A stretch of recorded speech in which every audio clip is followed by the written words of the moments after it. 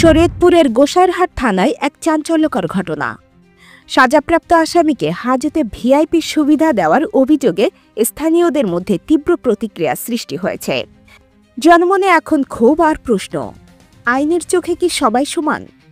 জানা গেছে, সিআর 201/24 মামলায় 1 বছর 2 মাসের সাজাপ্রাপ্ত আসামি ছিলেন গোসাইরহাট উপজেলার নাগেরপাড়া ইউনিয়নের বিএনপির সাবেক সভাপতি লিটন হাওলাদার। গত 16 সেপ্টেম্বর মঙ্গলবার রাতে থানার ওসি মাকসুদ আলমের নেতৃত্বে তাকে গ্রেপ্তার করা হয়, কিন্তু সাধারণ হাজতে না রেখে রাখা হয় বিশেষ কক্ষে, যেখানে ছিল খাট, বালিশ, তোশক। যেন থানা নয়, এক আরামদায়ক গেস্ট হাউস। পরদিন আদালতে পাঠানো হলেও এরই মধ্যে সেই আয়েশি হাজতবাসের ছবি সামাজিক যোগাযোগ মাধ্যমে ছড়িয়ে পড়ে।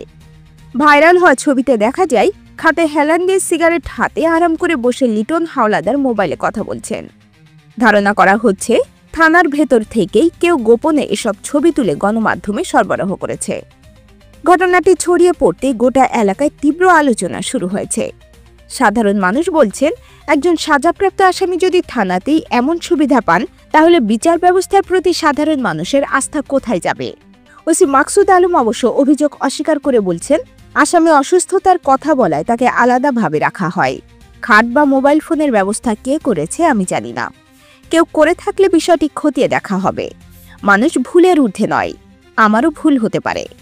তিনি এক পর্যায়ে সাংবাদিকদের কাছে সংবাদ প্রকাশ না করারও অনুরোধ জানান। আইন অনুযায়ী অসুস্থ আসামিকে হাসপাতালে চিকিৎসা দেওয়ার নিয়ম আছে।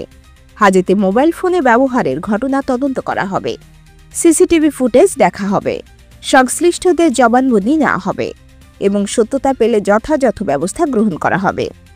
স্থানীয়রা বলছেন, এ ঘটনা দ্রুত ও স্বচ্ছ তদন্ত হওয়া জরুরি, কারণ আইন শৃঙ্খলা রক্ষাকারী বাহিনীর ওপর মানুষের আস্থা ফিরিয়ে আনতে হলে এই ধরনের বিশেষ সুবিধা দেওয়া প্রথার কঠোর শাস্তি হওয়া দরকার।